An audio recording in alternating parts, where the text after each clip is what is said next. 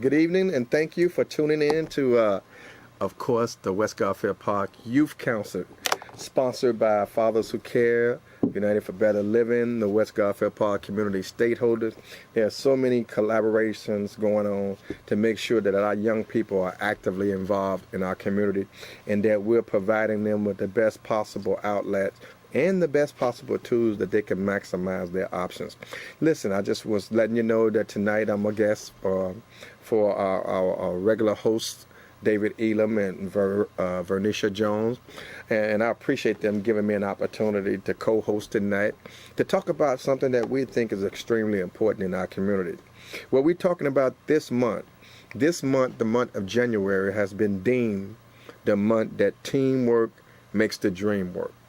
So what are we talking about? We're talking about teamwork in public relationships, teamwork in public awareness, teamwork in legislation, teamwork in community empowerment, teamwork in empowering our young folks, teamwork in bridging the intergenerational gap, teamwork in reducing underage drinking and substance abuse in our community, teamwork in kind of reduce and end senseless violence in our community. Basically, we're talking about how we can come together with our young folks to make a difference on the west side of Chicago.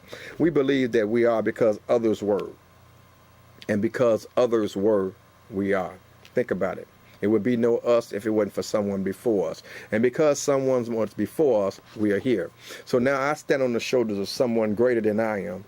And now these young folks like David and Vernisha and Kiana and Stephen and all of the other ones, Jasmine and all the others are standing on our shoulders. And that's our job, to lay a solid foundation for those in front of us so that our young folks are afforded options, opportunities, so they can maximize their lives. Listen, let's get into it. You know, of course, again tonight, we're talking about, in essence, how can we engage our young people in community organizing and civil engagement. Yes, I said it. How can we engage our young people in community organizing and civil engagement? It's important that our young folks are actively involved in their community. It's evenly important that our young people vote. That our young people vote their best interests, their self-interest, their community interests, and the interests of their future. It is impossible for us to make it as a people if we refuse to allow the few of them to control the most of us, all right? It's insane. You know, someone was talking to me today. I need to share this. And that person specifically said to me, how are we going to deal with reality when people buying elections? Well, they've been buying elections. They ain't started buying elections just now. They've been doing it. So I'm not concerned about who buy the elections or what they buy the election for. I'm concerned about the fact that folks have just given up their civil responsibilities to vote. I mean, folks are not even actively involved in rearing their own children. I mean, you got people out here in the community right now more concerned with some. Well, I'm concerned about it, but it ain't the primary issue in my spirit. More concerned about a young person wearing his pants, his drawers showing, than the folks getting killed on the corner. I'm more concerned about folks selling alcohol in my neighborhood and allowing young folks to lauder in the middle of the block, and you come down the street and they bust your window out to steal something out your car, and you worry about somebody showing their underwear. Yeah, I think it's a travesty that these young folk are dressing like that, but how they get it? They get it through this Facebook, they get it through the Twitter, they get it through the television, they get it through lack of good parenting skills. But how do all of this infestation come into our community? How's the alcohol, the drugs, all of this stuff just blatantly festering our community as they are? They're doing it because somebody is letting it happen. Now, I'm not trying to get into no big stink about who doing it and why they do it. I do know it's existing. My concern is, how can we save our children? It's rather simple. How can we work with the powers that be, whoever the powers may be, to come together as a unit to save lives? It's simple with me. I mean, I want to keep it rather simply simple. I want to make sure that we understand and that our children understand that their lives matter. Do you believe that our children's lives matter? Do you believe that we have a responsibility as who we are, the elders in the community, to provide safe passage and a healthy foundation for our young people? Do you believe that our young people matter? I see folks running around all over the place talking about Black Lives Matter. You mean it just now starting to matter? Are you saying that? Because black life been mattering all my life and all my parents' lives and all my parent lives. But you know, we take a little incident here and a little incident there, and then we get upset about it. But what about the incidents that's happening in our communities every day? What about the incidents of these young folks killing each other in the community for a spot? For a little spot to sell their little illegal substances? What about the fact that we got folks selling stuff, illegal stuff to our children? It may be illegal to the store, but it's illegal for young folks to buy alcohol in the community. But how can we accept that and allow that to continue to happen, and we just look the other way, and all these folks in the community just get rich, and off they go with the money in the community? So listen, I'm in a moment, obviously. I'm in a good moment personally. And I just want you out there to know that we need to step up. Men, listen to me closely. Our young people can't be what they can't see. And if it is to be, it must begin with me. I'm literally just trying to say, if we really want to make a difference in the lives of our young people, we got to show them the lives that they need to live. For so long, so many people have hoodwinked us, bamboozled us, ran us amok, just sell us all type of bogus deals, and we just accept it, all right? We've gotten to the point now where we're not even concerned about the plight of education in our communities. With the closure of so many schools in our neighborhoods, we should be outraged. With the closing of so many schools in our community, we should be outraged. But are we outraged? Oh no, we just go with the flow. But then we look at our young folks, and we give our young folks no opportunity, and then we expect the most from them. Listen, I'm going to answer some calls. The number here is 312-738-1060. 312-738-1060. We're talking about how can we engage our young people in community organizing and civil engagement. Let's cut through the chase. Young people, prepare to vote. The election is next week. Let's get to the caller. Hello? Well, look, it looked like we lost the caller. Look, call us back, 312-738-1060. I think we was experiencing some technical difficulties on that line right there. But the phone lines are now open. We're talking about empowering our young people. How can we empower our young people? What is your responsibility in empowering our young people? 312-738-1060. Let's talk about it. So I got a few questions here that I want to go ahead and propose. But let me tell you about another organization that we're working with, and we think it's important that you know. We are currently working in collaboration with the West Garfield Park Community Stakeholders. The West Garfield Park Community Stakeholders is a federally funded drug-free community program designed to bridge intergenerational gaps, establish and strengthen community collaborations / coalitions while promoting a safe and drug-free community. Listen, the phone number here is 312-738-1060. Let's chop it up. Who we got? Hey, Mr. Jones, how you doing? Man, I'm on the field trying to make a deal while doing his will. Talk to me. Well, I tell you, I'm going to get straight to the point. Come on, get to the point. See good behavior rewarded. And I'm tired of seeing how it's being praised in our community. And I don't like to see young people in my community able to work in their neighborhood, don't have to be going an hour and a half to work someplace else where it should be right in their neighborhood. I like to see in the schools. You don't even see in the schools no more where they praise academic excellence. I like to see an honor roll. You know, when you're doing well in school, it seems like they much more, they praise, it should be both. They praise if you come to school every day, all right? Right. It should be more than just that alone. And I like to see all different types of ways they be rewarded. If you like the top, 20 students in your graduating class, whatever, you should be automatically be able to get a scholarship to go to some type of college. I like to see students, able to look at each other as examples. Well, let me ask you something. I respect your opinions, and those are your opinions, and I think your opinions are valid to you. But I want to ask you a specific question in relationship to the topic. The question was, I'm really, you know me, I'm not new to this, I'm true to this. Right. My question is, I'm concerned now as I transition into some older years in my life, which I'm thankful the Lord let me be here, by the way. I understand that. But I'm also committed to making sure that I pour into young folks a full dose of reality, so that when they go out there into the world and deal with the realities of the world, that they not sleep, all right, and that they're not sleepwalking. I need to ask you a simple question, Go ahead. That simple question is, and I know you're gonna give me the simple truth because that's the way you do it. Should our young people be involved in civil engagement? Should our young people vote, and if so, why? Well, they should, because I give you a couple of reasons. Years ago, they couldn't vote anyway, all right? Because my father used to tell me there's no excuse why you shouldn't be able to vote, because the first time he had to vote when there was a war. And that's your opportunity right then and there where you get to hire and fire who you want to represent you. And when you think about it, every time you go to the grocery store, you spend your money, you sort of voting as well. And it shouldn't be just like every 4 years, whatever the case may be, you vote. When you think about it, almost every single day you vote. I like to see my voting power stay in my community more Absolutely. than just Absolutely. 4 hours. If you look at my community, Mm-hmm. the dollar only stayed 4 hours. Right. So if the money was staying in my community a lot more, we'd have more young people working in the community when they wouldn't have to be going, if they do find a job, an hour and a half. It's nice to be able to walk to work. You know, have certain things right in and it'd be good if they have.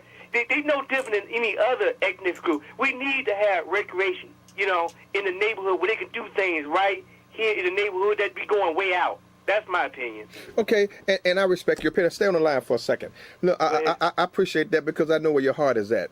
And I'm really just here tonight. I'm tired of seeing people out there on the corner begging for a quarter. They shouldn't have to be. We one of the most wealthiest nations in the world, and we're going to have our young people standing out there on the corner begging? Well, let me explain something to you.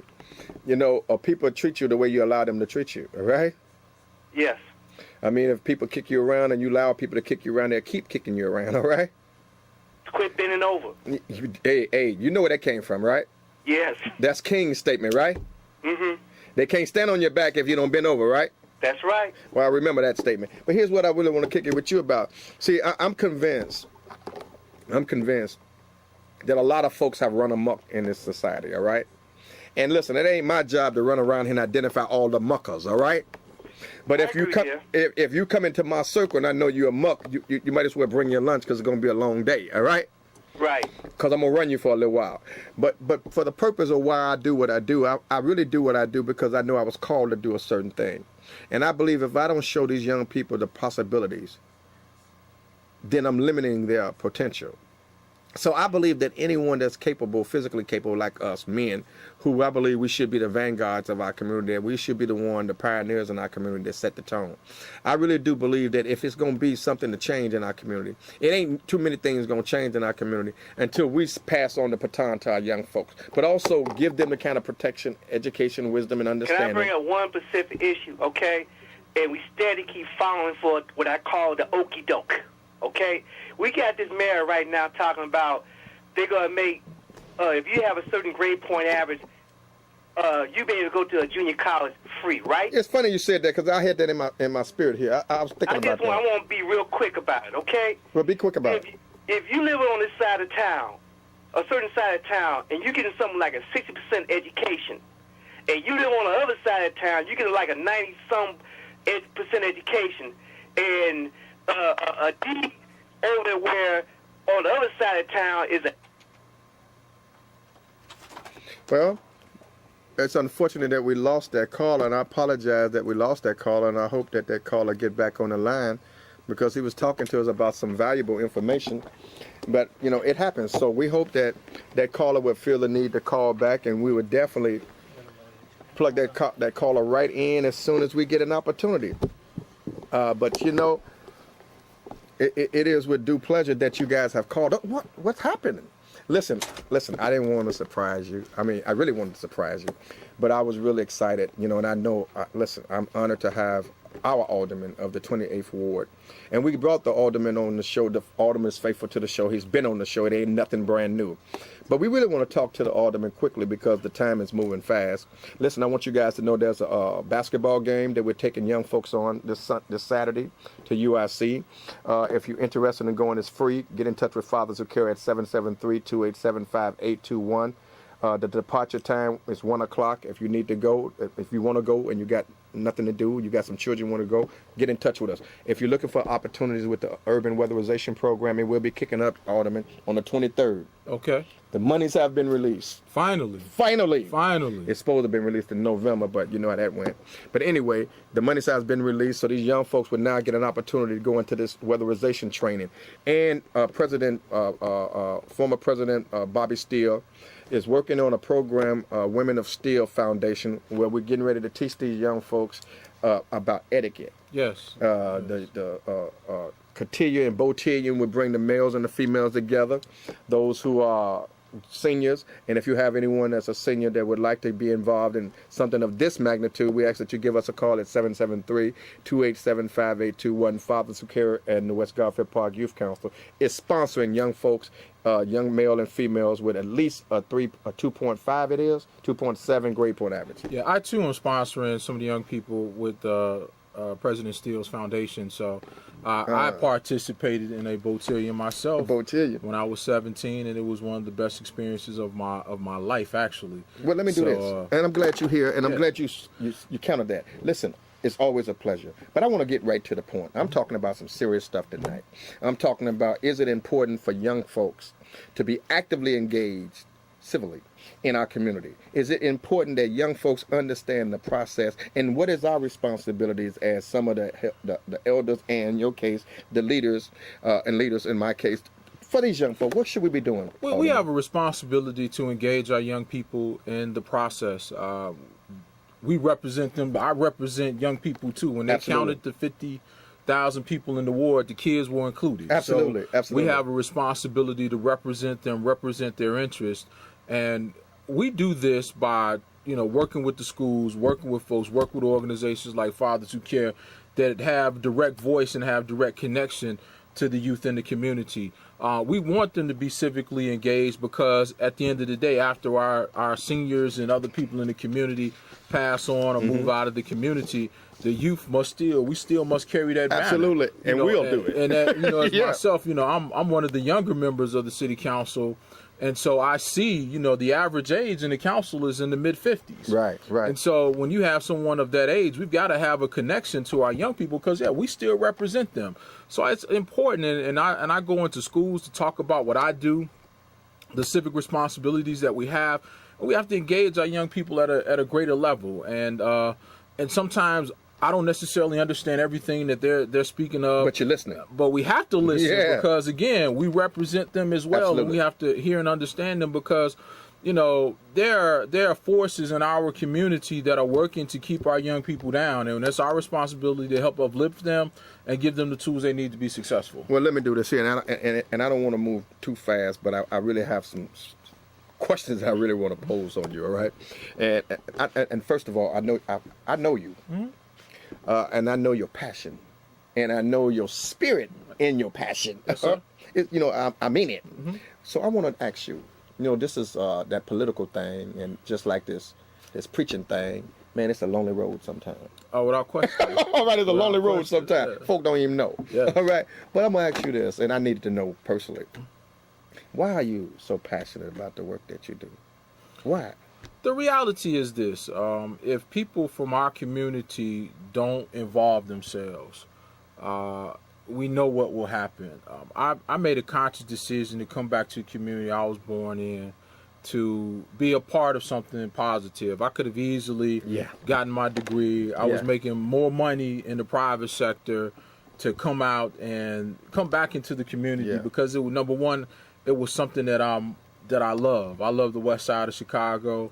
My dad worked on the west side of Chicago. So we've been on the west side of Chicago for the last 70 years. Mm-hmm. So, and to see some of the things that have transpired, to see some of the decay in the community, to see. Did you actually make that decision to come back? I made the decision to come back. I bought a 2-flat I still own on Washington. I've since moved when I got married, but I'm still in the community and I still live in Garfield Park. So it's not like you pick up and you leave, and that's what I see a lot of people my age doing. They pick up, they leave, like as if the community doesn't have the same significance to them.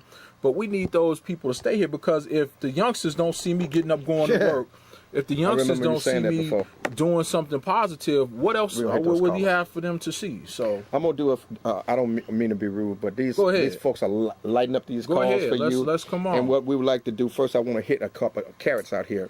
Are you running for re-election? Yes, I am running for re-election. In what ward? I'm in the 28th ward. My punch number is 51. Why should they vote for you? Number one, I've been in office. This is my first term in office, and I think that the work that we have done in the community, there is more work for us to do. But I think we've made great progress on some key initiatives that we wanted to bring forth. Number one was to work with the infrastructure in our community. I've paved more streets in the 28th ward, in this ward in the city of Chicago, than any other place in our community, any place in the city. Can you hold that thought? Now, Go ahead. And I'm going to get these callers, then you plug them in. You're going to have the flow of this. All right? problem. Let's get that caller. We want to get you some of these callers in because they call them because of you. Quick. Yes. Can you be brief? Can you be brief? Check out the difference. If you look at Crane Business Report, what's the point of making We're gonna junior get college free when 80% of the students that graduate do not go on to a four-year institution? Okay. I appreciate that. It's a joke. No, I'm going to get a couple would, calls and then go you ahead. respond to all of them. Okay, You go wanna do ahead. that? Okay. Thank you so much for your call. Let's go to another one. Caller, you on the air with Alderman Jason Ervin. Go ahead, Jason. As it relates to the community college issue. Oh, the caller on there. Go ahead. Go ahead. Go ahead. Go Yes, ahead, sir. Hello? Yeah, go ahead. Yeah, how you brothers doing today? All Man, we're right. doing our best. Go ahead. I'm just want to say this very quickly, brother. Unless we learn to stigmatize and speak against gang activity, all of this double talk that we do, it don't mean nothing. I mean, Okay. it means absolutely nothing. Okay. There's no programs, all the programs and all that crap. It's nothing. Okay. We have to speak in a language that our children understand, and that is that gangs are detrimental to our being. I think we both agree with you on that. Yes, we do. And can I? Well, we got to say that, brother. Well, let me say that you did just now, and I agree with you. All right. I mean, if you're saying it and I agree with you, then we both are saying it. I mean, if we're on the same page, we're Not on only the same must we page. say that, we must act it. That's right. We must And I act it. think it's important that those who know better do better. Yes, sir. So what I do is I don't talk about it, I be about it. You So got I to. spend my time out here trying to empower young folk every day. Yes, sir. And so I speak truth to falsehood. But I want to actually go ahead and answer those questions you were So talking. the first question in relation to community college, not all of our children are going to go to four-year institutions. The community college system is being transformed to be that of a training ground for the jobs in advanced So manufacturing and is other. it coming though? Is it real? Oh no, it is real. I Okay. mean, if you have a B average, graduate CPS B average, you're going to get your college education, those 2 years at community college, paid for. Free. So again, free. Just have the proper grades. That's all you need to do is apply yourself in high school, and then this will come to you. Because again, it's the jobs. We need people that have to have the skill Did you set vote on- did you have to to work vote on the that? jobs. Actually, we did not have to vote on that. That was something the city colleges, their independent taxing body, they made that decision. But I wholeheartedly support it. Okay, let's go with another call, and then you can just answer some of the questions that the gentleman asked before. And I don't want to, talk too long. I want you to talk. All right. Go ahead. Let's get the next caller. Your comment or question, please. Hello? Hello. How you doing? I'm good. How are you? I'm doing my right. very best. Believe me. We have the alderman on the Alderman Jason Ervin here from the 28th ward. What's your comment or question, please? Oh, I just had a comment and concern. I live in the 28th ward, and there were a number of people that wanted to run against the alderman, and he challenged everyone to get off the list to run. Okay. I don't really think that's a democracy and that's fair. Can you explain why would you do something like that? Thank you for your comment. Well, number one, I was not the individual that did that. However, all of us must meet a standard. And if something would have happened to me, if something happened to me right now, we would have unqualified people attempting to run our community and run our ward. If you can't go out in the community and get people to engage in what you're trying to do, and the law has set a certain level for those individuals to do that, if they can't meet that standard, they have no business sitting in the seat of an alderman, no business legislating, because those mistakes they make there will be the same mistakes they make down at City Hall and cost us millions of dollars and miss out on things. Let's get some clarity. We educate around this place, all right? Okay. She made a point that somebody was, that you, or implied that you challenged some folk, which we need to educate. We need to educate our young folk on what they talking about. All right. All right, no So what problem. are they saying? What's she They're saying? saying that this happens all the time. I've never experienced an election where it had not happened. There are certain rules and regulations that one must meet Okay. to be a candidate for office on the ballot. Okay. And if you don't meet- have the signature. You need signatures. Okay. You need to live where you say you live. You need to go out and talk to folks and get them registered voters in the community in which you seek to serve. Okay. Now, if you can't go out and get the requisite number of signatures in the wards you seek to serve, you have no business serving in that ward. Let's get another call. Caller, you on the air. Your comment or question. We have Alderman Jason Ervin on the line. Hello, how you doing? Man, All we right. doing it. You know it. Yeah, I wanted to ask you a question, okay? Now, you know that fluoride toothpaste is bad for kids, right? 6 and under, if you look at the thing, it says they can't use it because it's poison. Okay. But they're putting this stuff in the water in Lake Michigan, and people don't understand that stuff come out of those stacks where they clean it out and they give it to them, they put it in their drinking water. What can you do to try to get this fluoride took out of the water? Because Okay. foreign countries have banned it. Okay, that's your question, right? Yes, sir. Thank you so much for your question, sir. I believe that as a city, if that decision is made that we don't put fluoride or certain additives in our water, that's something that we can make. This is actually the first time that I've heard fluoride to be bad. Okay. Every time we've grown up, they told us you needed fluoride in your toothpaste to help your teeth. So this is honestly the first time that I've heard that. But we And need respect to what get you're some saying, and we need information on we that. definitely do. And if the gentleman that made that could email me, my email address is jason@aldermanervin.com. That's ERVIN.com. Email me that information. Can they also have your office Yeah, our number, please? office number 773-533-0900. Call us and email that because that's interesting. I've never heard that fact, and I would like to look into that. But let's go back here. Now I appreciate those calls, and that's it has its place because you are the alderman. You should be able to address it, and you will. I'm sure you will. Let's get back to this civil engagement initiative. We want young folks to be active, right? Yes, we do. So here's the plight. Let's ask you this question: what do you think the state of the 28th ward is, and what is your vision moving forward? As it relates to young people, or Yeah. Okay, The as- state. Let's talk about the state of the ward okay. for young people, Okay. and your vision for young folks moving forward. I think the state of the young people in our ward has improved.